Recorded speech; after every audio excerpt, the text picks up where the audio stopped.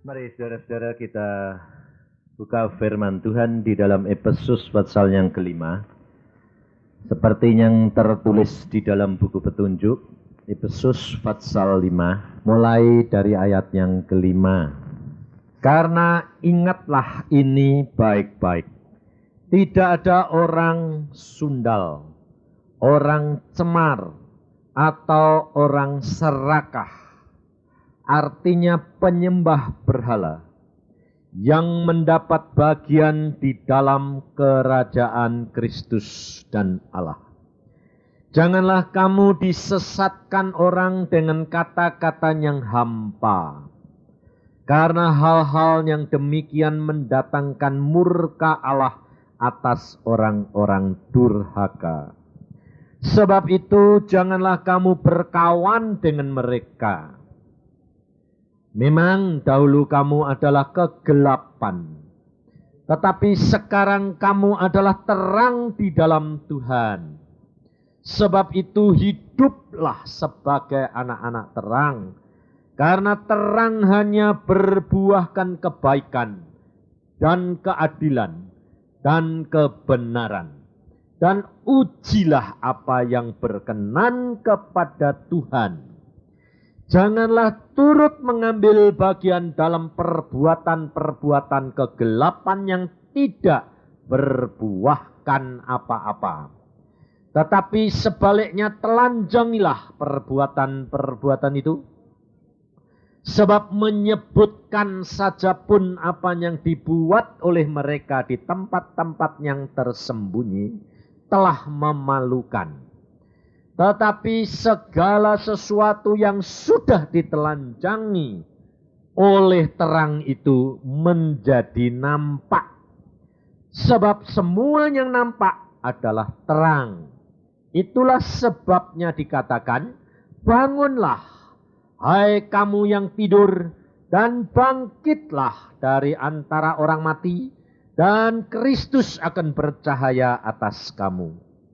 Karena itu perhatikanlah dengan saksama bagaimana kamu hidup. Janganlah seperti orang bebal, tetapi seperti orang arif. Dan pergunakanlah waktu yang ada, karena hari ini adalah jahat. Sebab itu janganlah kamu bodoh, tetapi usahakanlah supaya kamu mengerti kehendak Tuhan. Sampai di sini. Saudara, bapak-bapak ini karena ini dipisah, jadi kita bicaranya belak-belakan. Jadi tidak tedeng-aling-aling karena gini, kalau ada ibu-ibu mau tidak mau kan, waduh tidak enak ngomongnya. Jadi saudara, hidup di dalam Tuhan, kita jujur. Siapa di antara saudara yang tidak kepingin rumah tangganya atau membentuk rumah tangga atau menjadi seorang laki-laki pemimpin yang dapat diandalkan? Rumah tangga yang damai sejahtera. Dunia dari dulu sampai sekarang dirindukan. Betul tidak? Tetapi ada tidak laki-laki yang tidak punya kelemahan seperti yang saudara dan saya tadi baca? Hidup dalam keuangan yang kepingin kaya, berhasil. 2, kepingin kedudukan. 3, kepingin hidup dalam kecemaran.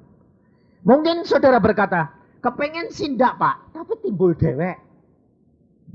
Betul enggak? Loh, hokinya. Bapak ini bilang, itu hokinya.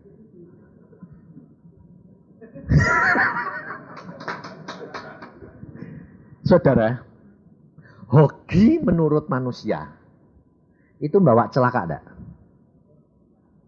3 perkara ini. Keuangan, harta, tahta, wanita. Di dalam Alkitab sudah ditulis. Raja Daud jatuh dalam bidang apa? Wanita. Raja Salomo kaya raya jatuh dalam bidang apa? Ayo gue tanya. Hah? Wanita? Salomo tidak jatuh wanita. Karena apa? Istrinya saya 1000. Buat apa dia jatuh sama wanita? Wong istrinya 1000 sudah 1000 macam. Segala bangsa. Dia jatuh karena penyembahan berhala. Memang akibat dari wanita. Tapi bukan karena seks. Tapi jatuhnya dia karena menyembah berhala. Saul jatuh karena apa? Tahta. Saul diangkat jadi raja. Tuhan berkata, orang Amalek dan rajanya habiskan. Pembalasan orang Israel. Aku sudah memberitakan, memfirmankan, menubuatkan, lakukan. Rajanya tidak dibunuh. Karena apa? Mau dibuat contoh. Oh, Amalek sekarang kalah sama aku. Loh, tahta. Betul. Lalu kalau pada waktu Tuhan sudah tolak dia, Daud dipilih. Daud mau dibunuh sama Saul enggak? Karena apa? Tahta. Takut kehilangan tahta. Saudara, 3 perkara ini tidak bisa saudara lepas. Jujur. Engkau mungkin tidak punya kelemahan terhadap wanita. Nah ini terhadap laki-laki yang gini. Laki-laki yang tidak pernah menceng-menceng. Tapi jujur, pernah tidak kamu mimpi-mimpi? Ayo, yang tidak punya kelemahan ini. Artinya sudah kawin, 1 istri, ya toh. Tidak jajan, tidak sama orang lain. Tidak. Nggak nightclub, nggak pegang-pegang, nggak. Impoten, Pak. Wah. Nah, ini jelas-jelas Bapak ini punya kelemahan di situ.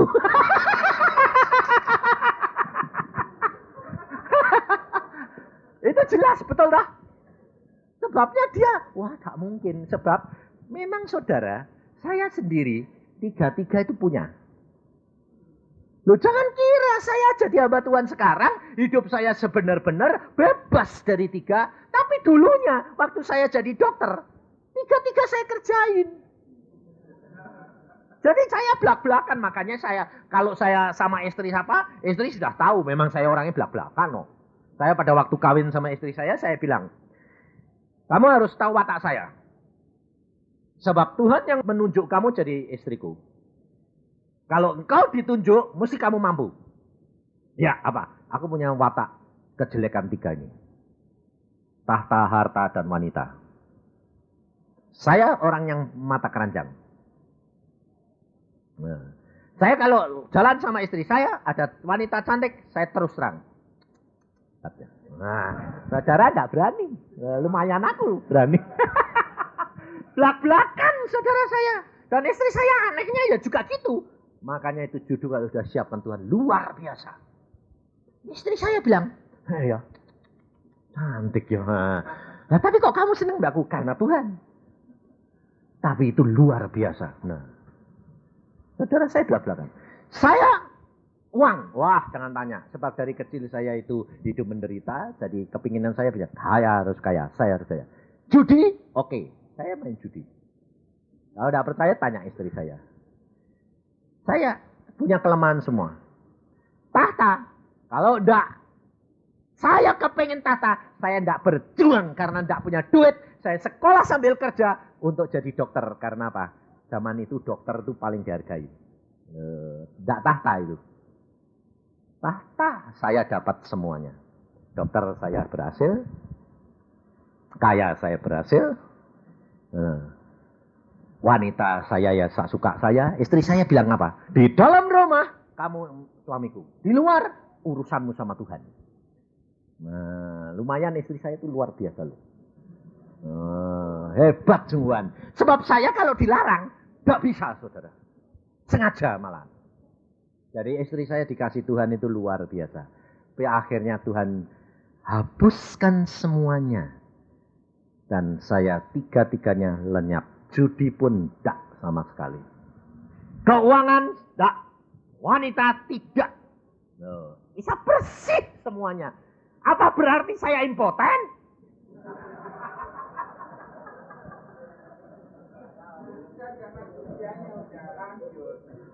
Pak. Tua-tua keladi, Pak. Ayo jujur, Pak. Jangan bilang usianya lanjut. Lemes-lemes tapi pikirannya jalan. Contohnya Abraham tuh umurnya, pada waktu Sarah mati umurnya berapa? Saudara tahu? 137 tahun. Sarah mati. Umur Abraham 137. Kawin lagi enggak? Kawin lagi, Pak. Kawin satu atau lebih dari satu? Ayo tak tanya. Pada waktu Abraham sama Sarah, satu. Kecuali Hagar yang dikasih sama Sarah. Tapi setelah Sarah mati, Abraham kawin lagi lebih dari satu. Hah? Nah, sekarang Bapak ini bilang, ya dosa, ndak impoten.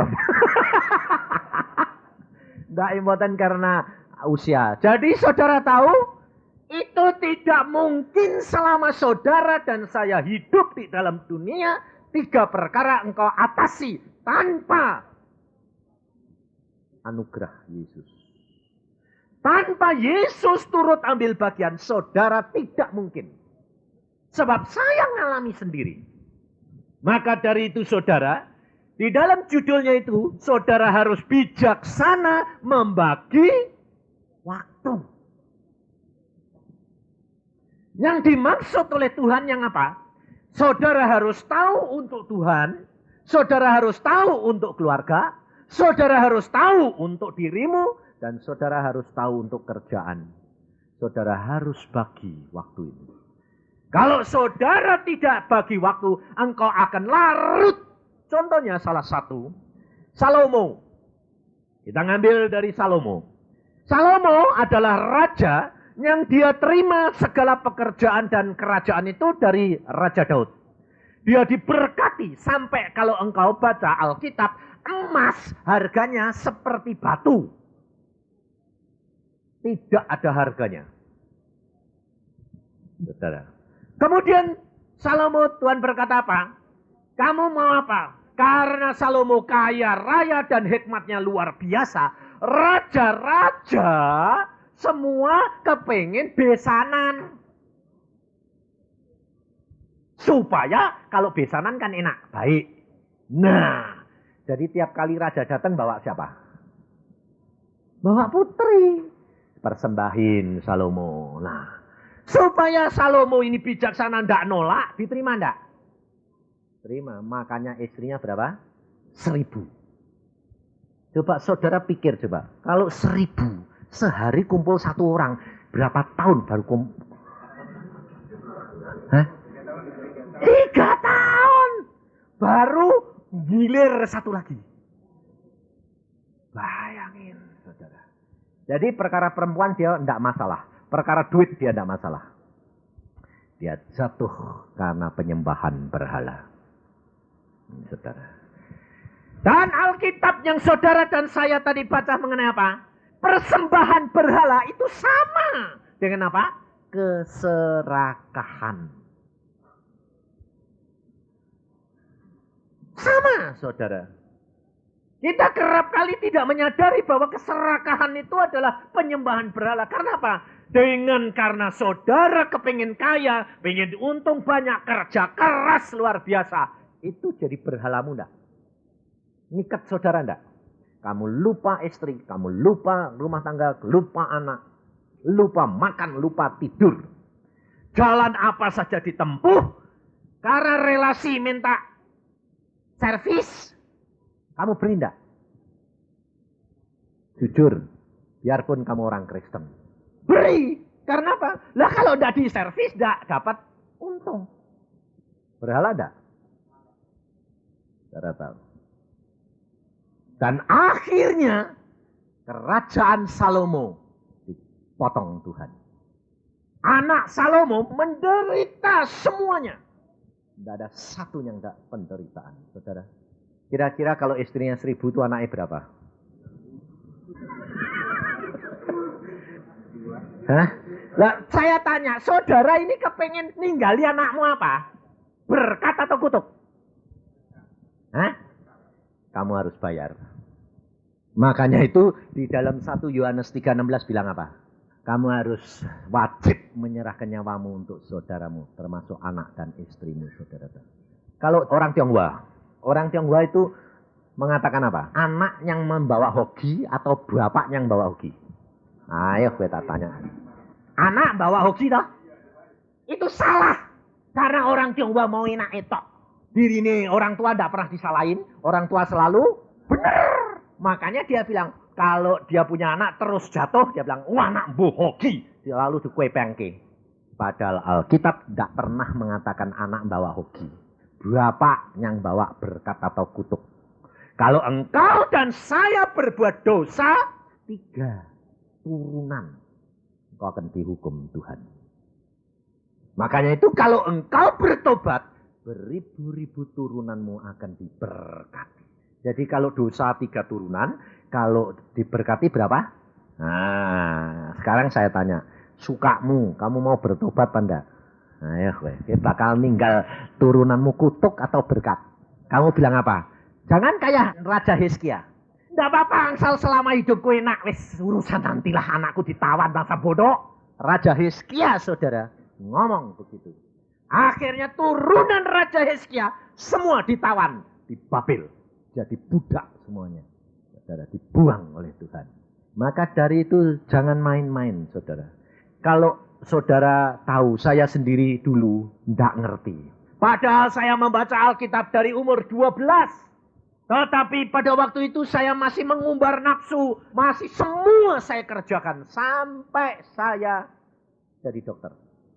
Saya berkata, Tuhan, firman-Mu kok tidak bisa masuk. Firman-Mu kok tidak bisa saya alami kayak nyata. Saya bilang, Tuhan bilang, tidak bisa kalau kamu tidak kerja sama aku. Tidak bisa. Sebab di dalam Roma pasal 8, baca. Sudah difirmankan oleh Tuhan. Roma 8 ayat 28. Ini tidak bisa, saudara. Kalau saudara tidak mau, tidak bisa. Saudara jangan nyalahkan Tuhan. Saudara bilang gini, kan Tuhan kuasa. Enak toh? Kalau Tuhan kuasa, kalau mau kan bisa. Nah, ya dah. Nah, itu karena kamu nyalain Tuhan. Karena di dalam ayat Roma 8 ayat 28, kita tahu sekarang bahwa Allah turut bekerja dalam segala sesuatu untuk mendatangkan kebaikan bagi mereka yang mengasihi Dia, yaitu bagi mereka yang terpanggil sesuai dengan rencananya Allah. Jadi saudara dan saya kerja sama-sama Allah, tapi Allah akan mau mendatangkan kebaikan kalau saudara dan saya mengasihi Dia dan menurut rencana Dia. Kalau saudara dan saya tidak mau mengasihi Dia dan nurut, tidak mungkin Allah mau turut kerjasama. Saudara menetapkan langkahmu sendiri. Dan Allah tidak dapat menentang firman-Nya. Ini harus digenapi. Maka dari itu saudara, kalau engkau tidak kerjasama sama Allah, tidak mungkin.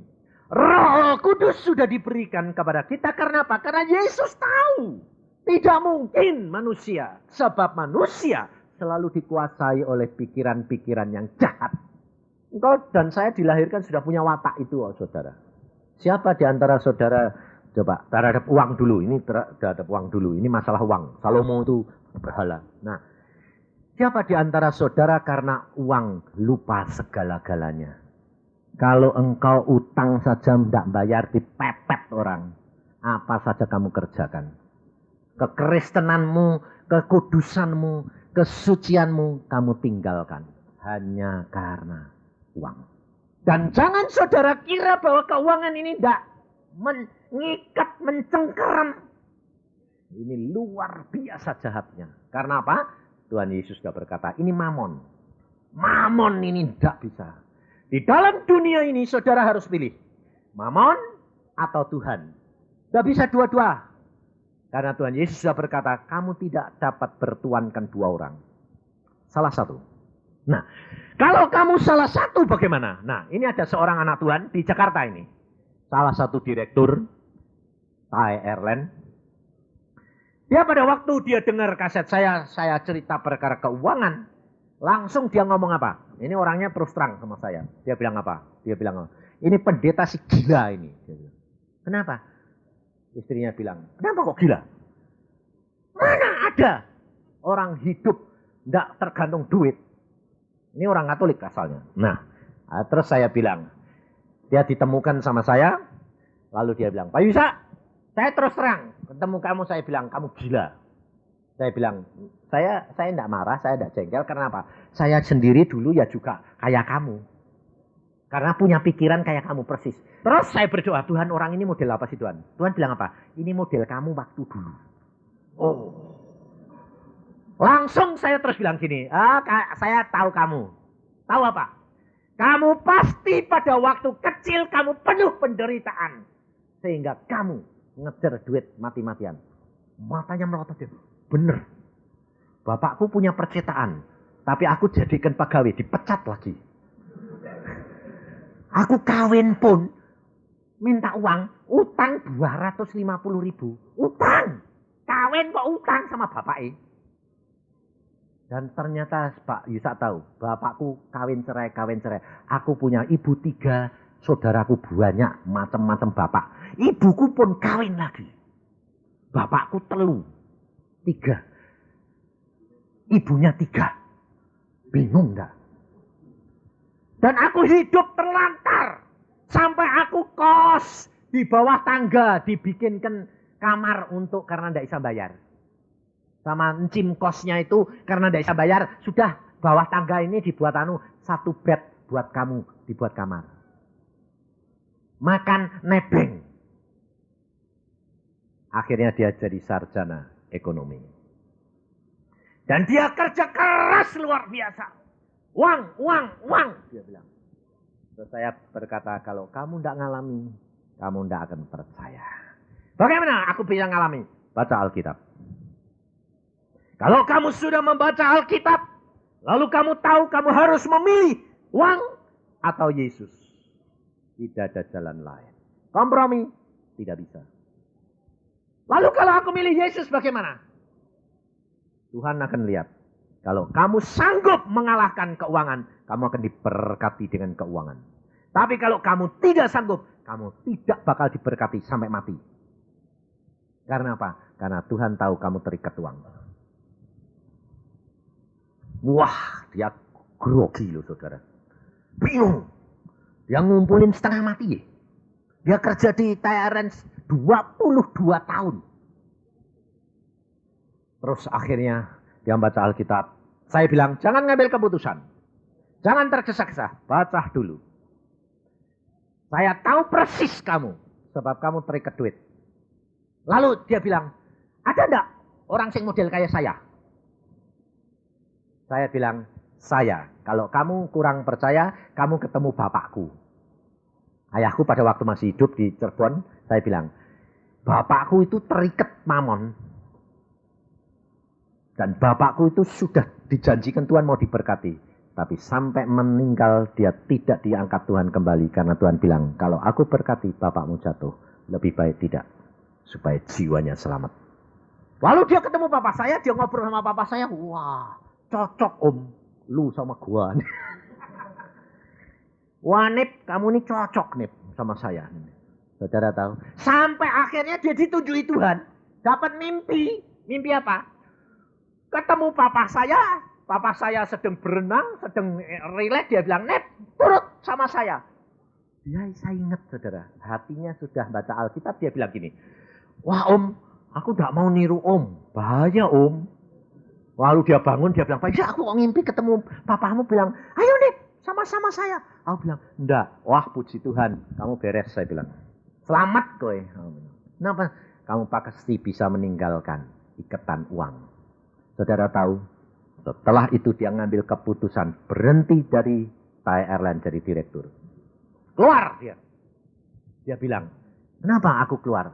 Kenapa kamu keluar? Saya bilang, habis Alkitab berkata, aku tidak boleh korupsi. Loh, kamu korupsi toh? Secara tidak sadar dan tidak tahu. Saya 22 tahun dipuji-puji sama bos saya di Thailand. Tapi tetap saya juga main. Tak naikin sedikit-sedikit. Di luar tahu mereka. Apa Pak? Dana sosial. Tapi masuk kantong sendiri. Akhirnya dia bilang, aku ngambil keputusan, aku tinggalkan. 22 tahun aku kumpulkan harta benda, aku tinggalkan. Aku pilih Yesus. Apapun yang terjadi. Lalu dia runding sama istrinya. Mah, aku keluar.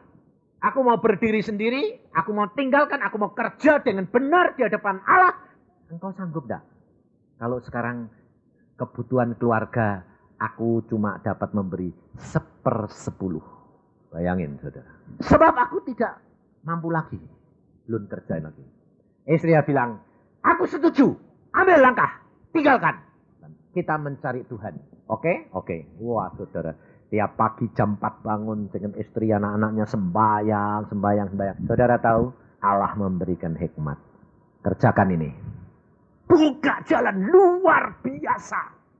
Karena dia ahli dalam penerbangan. Tuhan kirim orang-orang dari Korea. Dari Thailand. Dari Jepang. Nemuin dia. Nyari dia saudara. Lucunya. Yang ngasih tahu siapa? Bosnya di Thailand. Kalau kamu mau cari orang jujur, tulus, hebat, itu dia. Loh. Aneh enggak? Dan akhirnya, agen-agen itu nyari agen. Ngangat dia agen tunggal. Dan saudara tahu dia bilang, Pak, Tuhan itu luar biasa. Hasil kerja saya 3 tahun sekarang ini. Dibandingkan dengan 22 tahun. 3 tahun ini 10 kali lipat daripada 22 tahun saya kumpulkan. Lalu dia berkata, tapi saya kepingin ini. Saya berkata, mulai sangkal diri. Jangan segala kepingin beli. Tanya Tuhan. Satu saat dia bilang, Tuhan aku kepingin BMW baru. Mau beli mobil BMW baru. Nah, padahal kerja di sana pakai mobilnya apa? Corona. Tahun tua. Sekarang diberkati Tuhan mau pakai BMW baru. Yang harganya 100 lebih hampir 200-an. Lalu saya bilang, sembahyang, jangan ngawur. Berkat-berkat kamu pakai seenakmu. Ini anugerah Allah. Lalu dia sembahyang. Tuhan mau jawab apa? Jawab. Jawabnya apa? Jawabnya juga pakai BMW. Belum waktunya. Jadi dia kaget. Loh, kok aku lihat BMW? Terus, wah, pikirnya dia. Wah, Tuhan boleh. Terus dia bilang, apa Tuhan maksudnya? Boleh Tuhan. Bawahnya ada terjemahannya. Belum waktunya. Oh, ya sudah Tuhan, aku tunggu. Setahun kemudian Tuhan bilang, sekarang beli. Dia berkata apa? Dia beli. Dia berkata apa? Wah Tuhan itu luar biasa. Kalau aku beli setahun yang lalu, aku tidak bisa mengembangkan itu di Bali dan Surabaya karena modal saya habis. Karena Tuhan punya rencana ternyata buka lagi. Dan Tuhan tahu timing yang paling tepat. Apa? Loh, Pak, jangan salah ngerti. Bukan cari duit. Cari Yesus dulu, Yesus memberkati duit. Karena Alkitab berkata apa? Cari dulu kerajaan surga serta kebenarannya. Maka semuanya akan Kalau kamu sudah rela tidak terikat lagi, Allah akan berikan. Tapi kalau kamu masih terikat, kamu tidak akan diberikan. Dan Allah tidak bisa kamu tipu. Kamu bilang, ya baik Tuhan, aku cari engkau. Di pikiranmu masih tidak bisa. Tidak bisa. Tuhan itu tidak bisa kamu tipu kayak saya. Kamu ketemu pendeta berkata, Pak saya mau doain ya. Kok enak. Tuhan tahu hatimu, Tuhan tahu pikiranmu, Tuhan tahu sedalam-dalamnya apa yang akan kamu lakukan. Saudara, kalau engkau mendahulukan Tuhan diberkati luar biasa. Nah, itu saya alami. Setelah saya mengatakan Tuhan, engkau tahu watakku, aku ini mata duitan. Terus terang saya bilang, saya mata duitan. Saya ngejar duit terus, saya kerja kemana-mana. Saya jadi dokter di Irian saudara. Jangan saudara kira saya cuma praktek dokter. Enggak. Saya dagang segala macam. Sampai emas, sampai rumah tangga saya dagang semua. Sebab apa? Mau cepat kaya. Serakah. Akhirnya Tuhan berkata apa? Pulang dari Irian 4 tahun. Tuhan berkata, semuanya aku kirim angin ribut untuk bikin habis. Ludes lagi saudara. Habis dalam waktu sekejap. Sekarang saya tanya, kalau Tuhan mau bikin habis gampang enggak? Hah? Loh, saudara, ada perampokan habis. Pulau Flores disapu sama gempa sama gelombang, ludes. Kemana? Kemana? Saudara, kalau kamu tahu di Jepara ayah saya pernah ngomong apa? Nak, kamu ndak usah khawatir jadi anak papa. 7 turunan ndak habis nak, duitnya papa. Nah, pada waktu itu tahun 58-57, ayah saya terkaya di Jepara. Seluruh Jepara dia terkaya. Saya sendiri membuktikan uang itu ndak cuma selemari. Tiap lemari isinya duit. Penuh. Tapi bapakku kuncinya ndak pernah lupa. Jadi ndak satu, beberapa kerenceng kantongin terus. Wah, kalau dia buka lemari gitu dibukain gitu. Saya pernah diajak dibukain itu. Dia bilang, "Lihat, bapakmu ninggali kamu bakal gini." Saya bilang, "Kok segini papa ya, Pak? Segini banyak isi, Pak." Saya bilang, "Mbok beli mobil, Pak. Mbok beli ini, mbok beli." Buat apa? Duit yang perlu. Ganti pemerintahan, saya bakari duit. Zaman Jepang saya bakar duit Jepang itu keranjang-keranjangan. Zaman RI saya bakari duit RI keranjang-keranjangan. Saya yang bakar sendiri. Dan Tuhan berkata kepada saya tahun 61. Bapakmu terikat mamon. Aku akan segera habiskan bapakmu. Saya ngomong sama papa saya, "Pak, cepat bertobat. Ini nanti anak-anakmu menderita. Karena apa? Tuhan berkata kalau kamu tidak bertobat, engkau akan dihabiskan." Papa kok pikir sih kenapa? Nggak ngasih perpuluhan, saya bilang. Perpuluhan tuh zaman kuno. Bapakku kaya gitu nggak pernah ngasih perpuluhan. Aku bilang, "Pak, Tuhan ngomong perpuluhan." Kamu ini anak kemarin sore tahu apa? Bapakmu ini loh, tokoh gereja. Waduh. Saudara tahu, Tuhan bicara sama saya, dalam waktu 3 bulan, ayahmu aku akan bikin habis. Ludes. Habis, saudara. Bulan pertama, PP 10 turun dari pemerintah. Apa terjadi? Orang-orang RRT suruh pulang. Dan dia kerja sama seluruh Sumatera, semua orang asing. Dari Rio sampai Medan. Seluruhnya. Lalu mereka pulang, duitnya papa dibawa pulang ke RRT semua.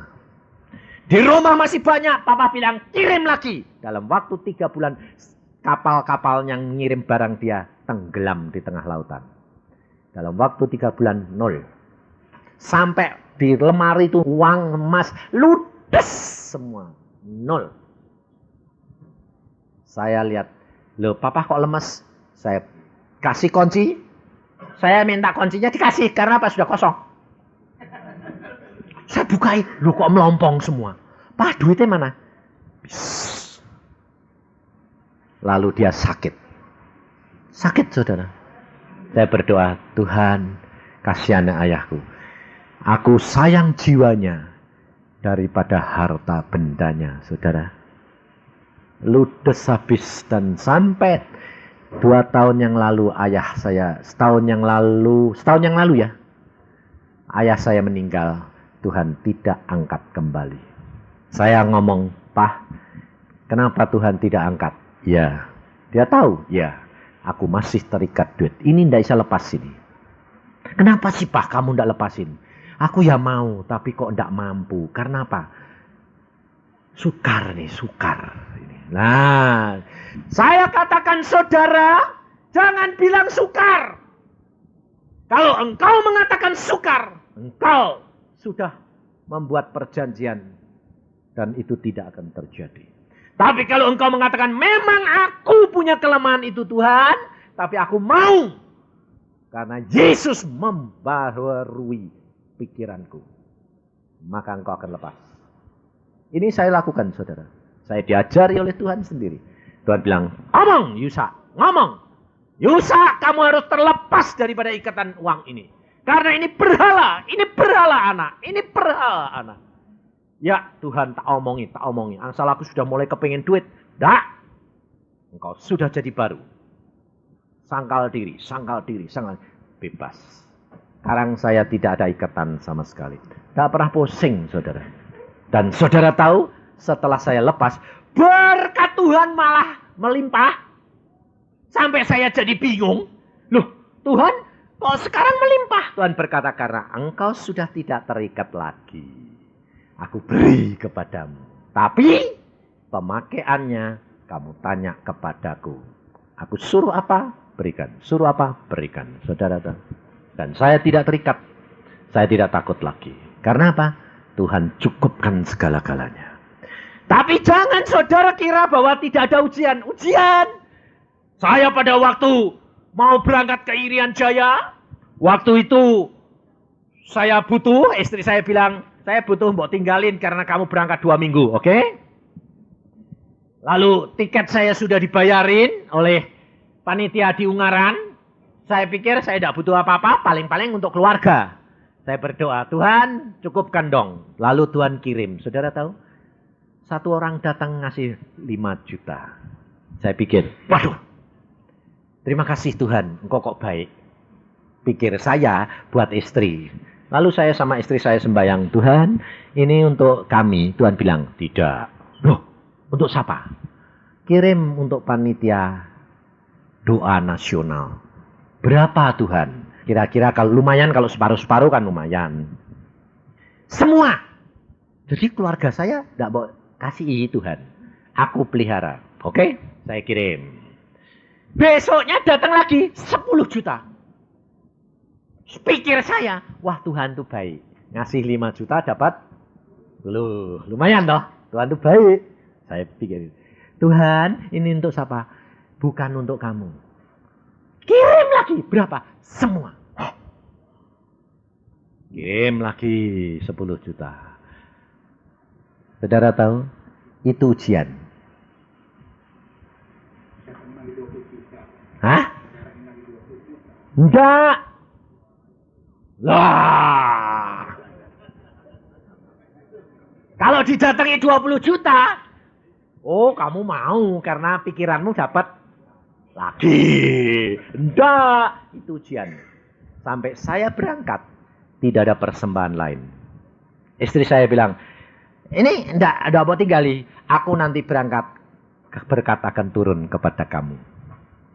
Caranya bagaimana? Kamu enggak usah takut. Pasti Tuhan cukupi. Cukup. Tapi secukupnya. Maka dari itu saudara, kita harus belajar kenyataan. Nah, yang kedua sekarang kita tahu bahwa keadaan kita ini jujur saja tentang hal wanita. Nah, saudara, Alkitab sudah berkata kepada kita, kita harus belajar hidup dalam kekudusan. Jujur. Tulus. Tapi kerap kali saudara kita jadi laki-laki. Tidak bisa. Ini pikiran ini. Melayang terus. Kotor. Contohnya salah satu saudara harus mulai belajar dari sekarang. Meskipun kau sudah punya istri. Atau yang sekarang sudah tidak punya istri. Pasti melintas bekas pacarmu. Kamu pernah main sama pacar siapa? Pasti pernah melintas kembali. Itu perzinaan, saudara. Dan itu harus mulai dikerat. Caranya bagaimana? Kalau mulai melintas, kamu harus ngomong. Dalam nama Tuhan Yesus, aku sudah sekarang hidup kudus. Keluar. Sebab kalau itu, kamu biarkan masuk. Kamu bayangkan, kamu butuh waktu 3 hari untuk ngusir kembali.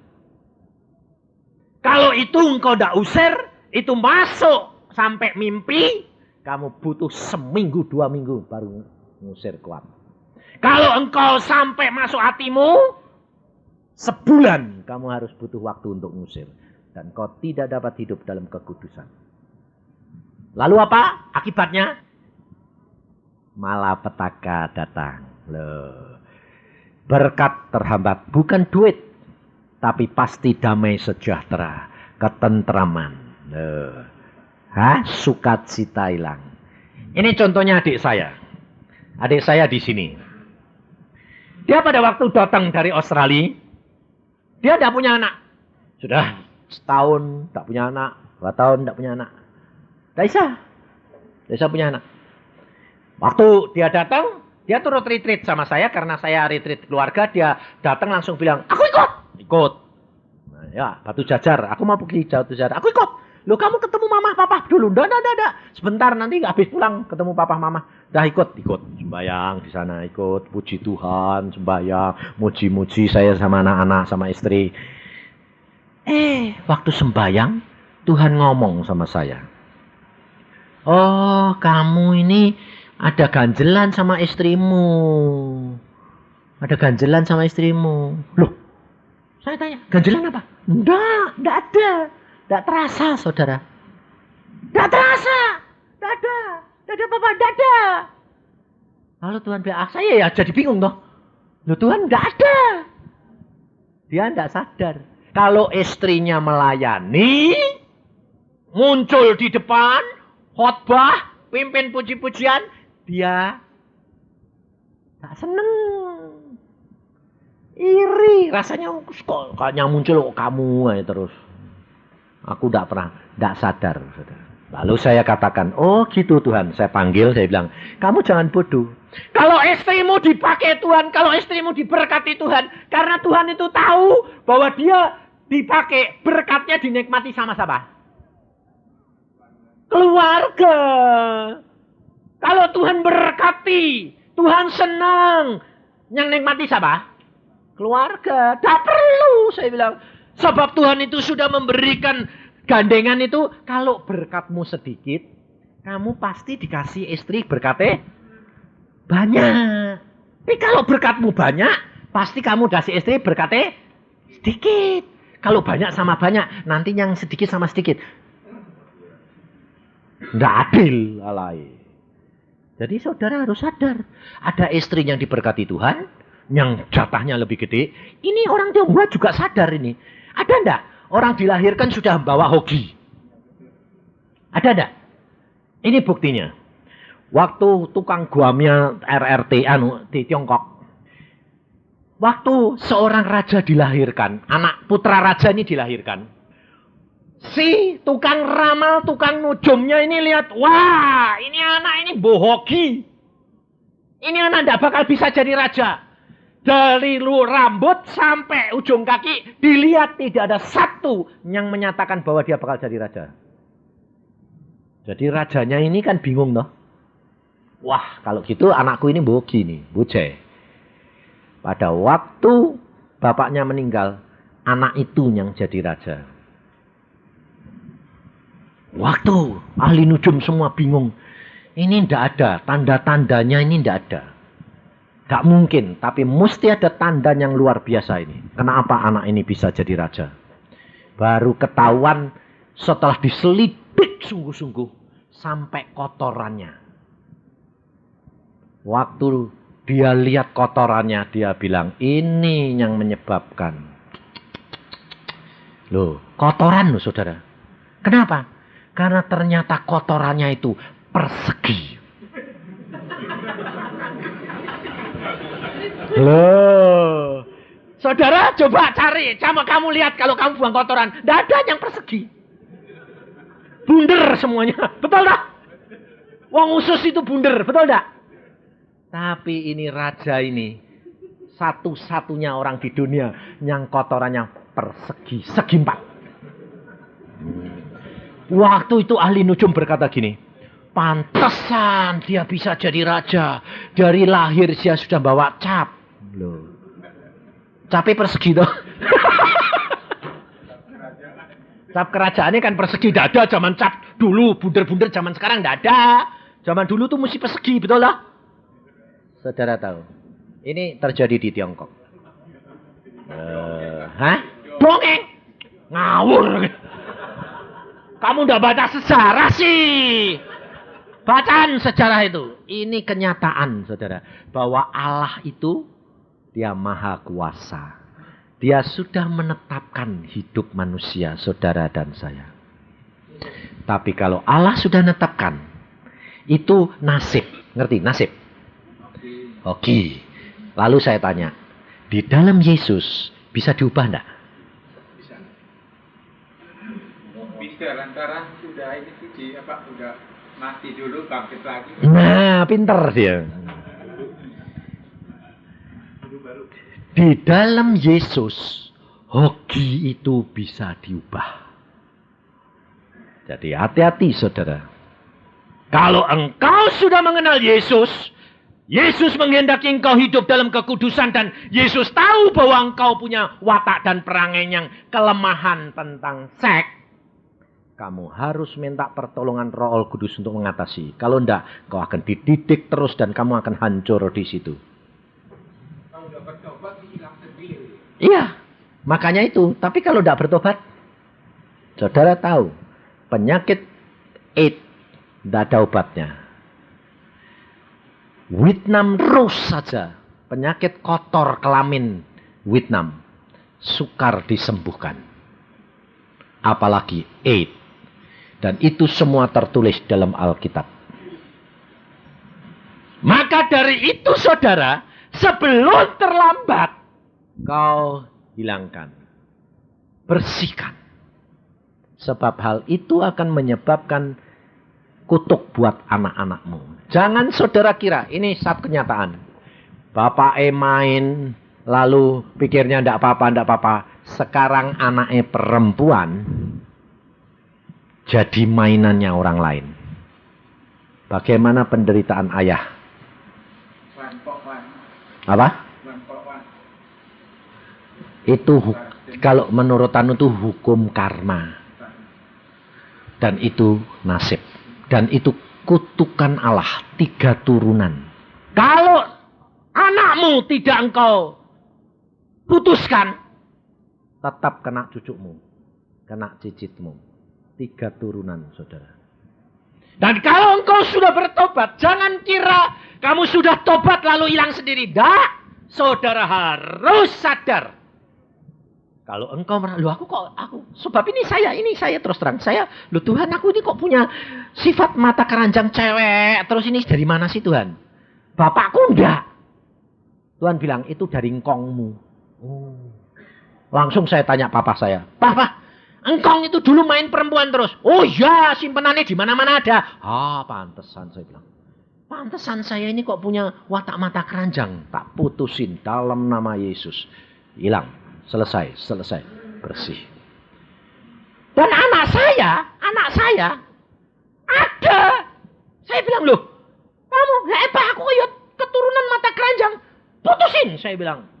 Ya, sudah putusin terus, Pak. Dan akhirnya bersih. Saudara, sebab ini firman Tuhan. Kau harus putuskan. Makanya, saudara, 1. Engkau harus punya waktu. Waktu apa? Sendiri dengan Tuhan lebih dahulu. 1 jam. Cari waktu untuk saudara 1 jam dengan Tuhan. Untuk baca Alkitab. Untuk berdoa. Firman Tuhan berkata terang. Kalau ini menerangi kita. Firman Tuhan itu terang. Kita akan tahu. Oh, aku ini punya kelemahan ini. Baca Alkitab, oh aku ini, ya itu aku. Oh ini aku. Lah itu Tuhan maksudnya putuskan. Buangin. Dan itu tidak bisa sekaligus dikerat, saudara. Saudara harus digosok pelan-pelan. Dikerat 1 kali hilang. Nanti muncul lagi tunas baru. Kerat lagi. Tunas baru, kerat lagi sampai mati. Baru diisi dengan kekudusan Yesus. Saudara tahu setek tanaman yang beracun, kemudian ubi kayu. Ubi kayu hutan itu beracun enggak? Ubi kayu yang kita tanam beracun enggak? Tidak. Tapi ubi hutan itu besar-besar, ubi sini kecil. Bagaimana bisa besar? Racunnya harus dihilangi, tapi ubinya besar. populasi. Disambung, saudara. Yesus berkata, aku pokok, engkau dan saya ranting-rantingnya.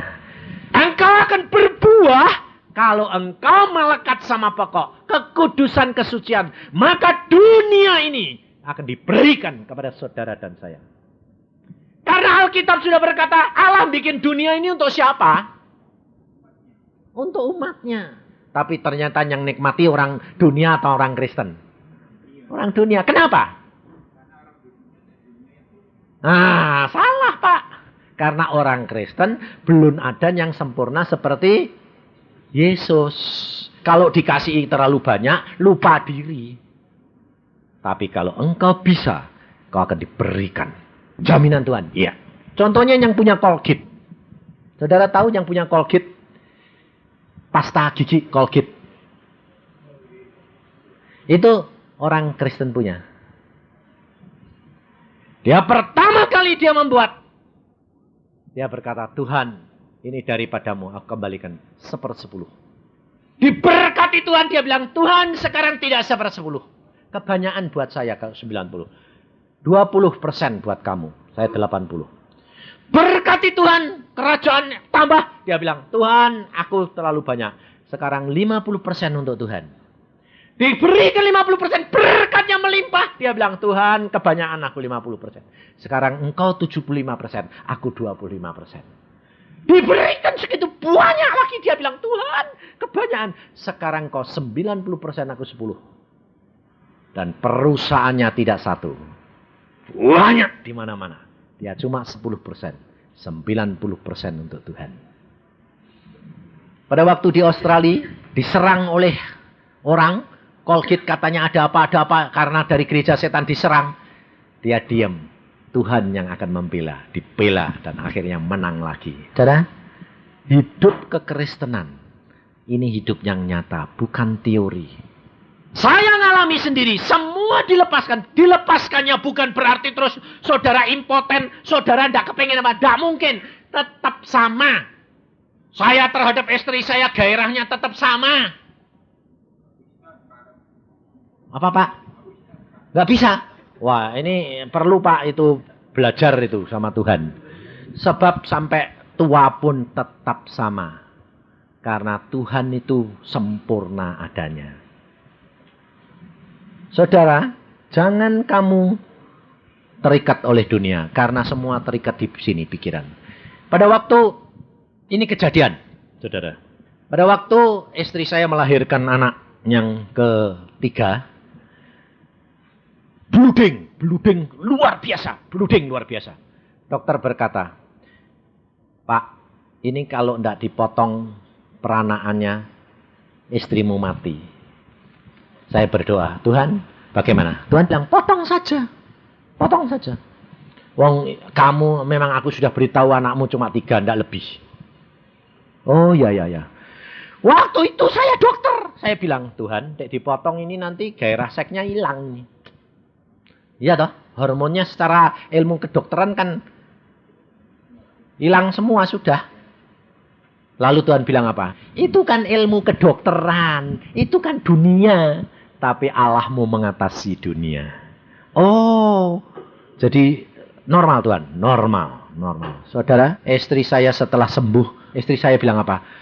Aku ini nanti apa aku masih bisa bergairah? Saya bilang, jangan bodoh. Kamu tetap sama. Allah yang berfirman. Kamu tidak berubah. Ternyata tetap panas. Sampai umur saya sekarang 57, dia 56. Tetap panas.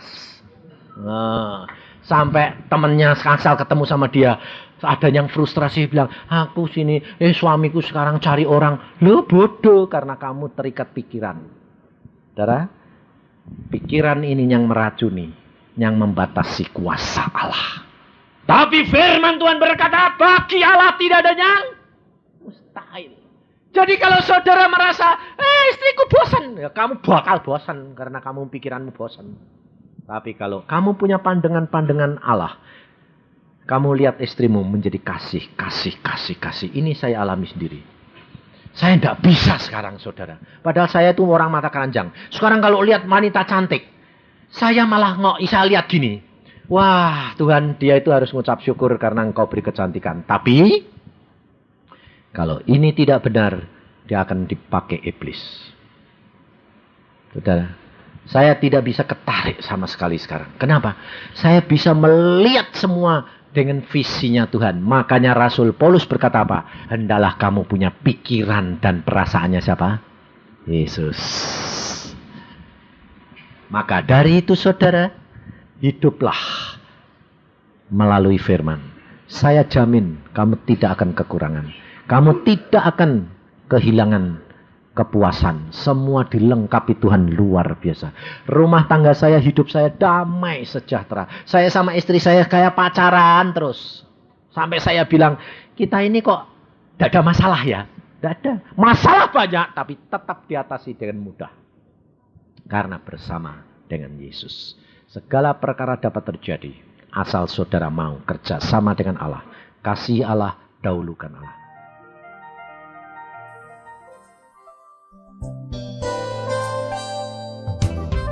Anda diberkati dengan pemberitaan firman Tuhan. Dapatkan kaset, VCD, CD, MP3, dan buku-buku rohani dari hamba-hamba Tuhan. Evangelis Yusak Cipto, Pendeta Petrus Agung, Evangelis Iin Cipto, dan hamba-hamba Tuhan lainnya. Tersedia juga banner dan alat-alat tarian lainnya. Hanya di toko buku Bless to Bless. Bless to Bless. Bless to Bless.